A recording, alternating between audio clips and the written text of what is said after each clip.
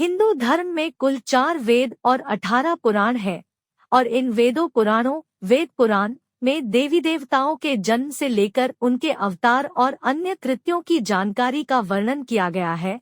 दुविधा की बात तो यह है कि कुछ समान बातों से परे सभी में कहानियों का अलग अलग तरीके से बखान किया गया है, जो इन जानकारियों की विश्वसनीयता को और भी अधिक पेचीदा बना देता है। पुराणों में त्रिदेव कहे जाने वाले ब्रह्मा, विष्णु और महेश के जन्म से जुड़ी कहानियों का भी उल्लेख किया गया है। जहां एक तरफ वेदों में भगवान को एक निराकार रूप का दर्जा दिया गया है, वहीं दूसरी तरफ पुराणों में त्रिदेवों के जन्म से संबंधित कहानियों के बारे में बताया गया है।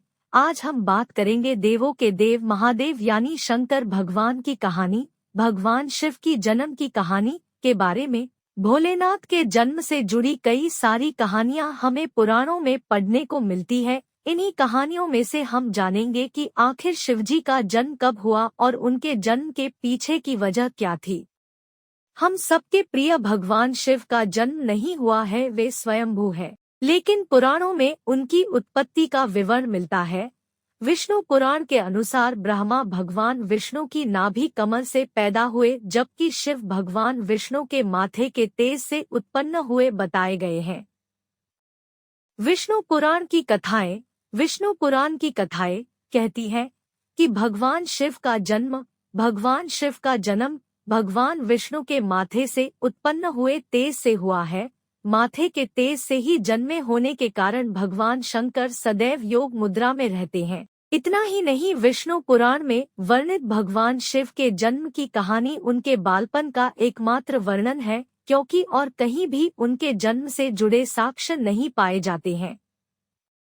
विष्णु पुराण में वर्णित भगवान शिव के जन्म की कहानी कुछ इस प्रकार है कि ब्रह्मा को एक बच्चे की जरूरत थी। अपनी इस इच्छा को पूरा करने के लिए उन्होंने कठोर तपस्या की। उनकी तपस्या के फल के तौर पर एक रोता हुआ बालक उनकी गोद में आ गया। जब ब्रह्मा जी ने इस रोते हुए बालक को देखा तो यह सवाल किया कि तुम रो क्यों रहे हो।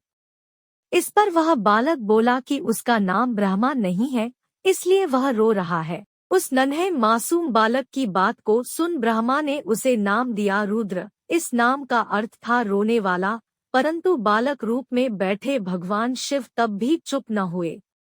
इस तरह बालक शिव को चुप कराने के लिए ब्रह्मा जी ने 8 नाम दिए थे। वे 8 नाम हैं: रुद्र, भाव, उग्र, भीम, शर्व, पशुपति, महादेव और ईशान। यही वजह है कि भगवान शिव इन सभी नामों से भी जाने जाते हैं।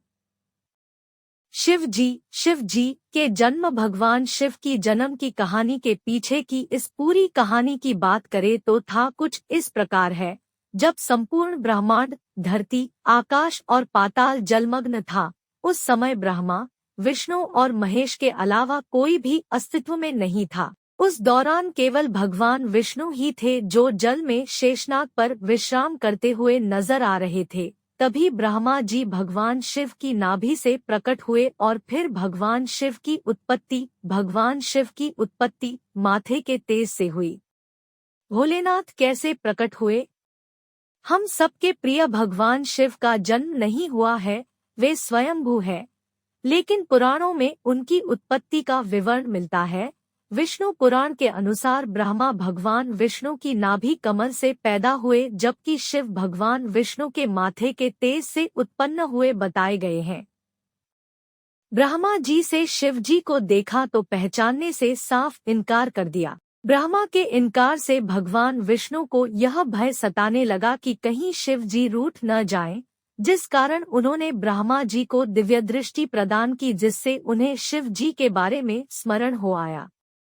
सब कुछ स्मरण होते ही ब्रह्मा जी को अपनी गलती का आभास हुआ और उन्होंने शिव जी से माफी मांगी। साथ ही ब्रह्मा जी ने शिव जी से अपने पुत्र के रूप में जन्म लेने का आशीर्वाद भी मांगा। भगवान शिव ने ब्रह्मा जी को माफ करते हुए उन्हें आशीर्वाद प्रदान किया। इसके बाद भगवान विष्णु के मैल से उत्पन्न हुए मधु कैटभ के वध के बाद जब ब्रह्मा जी ने संसार की रचना करना आरंभ किया, तब उन्हें एक बच्चे की जरूरत पड़ी। इसी समय उन्हें भगवान शिव से मिला आशीर्वाद याद आया। आशीर्वाद को पाने के लिए उन्होंने तपस्या की और फिर एक बालक उनकी गोद में प्रकट हो गया।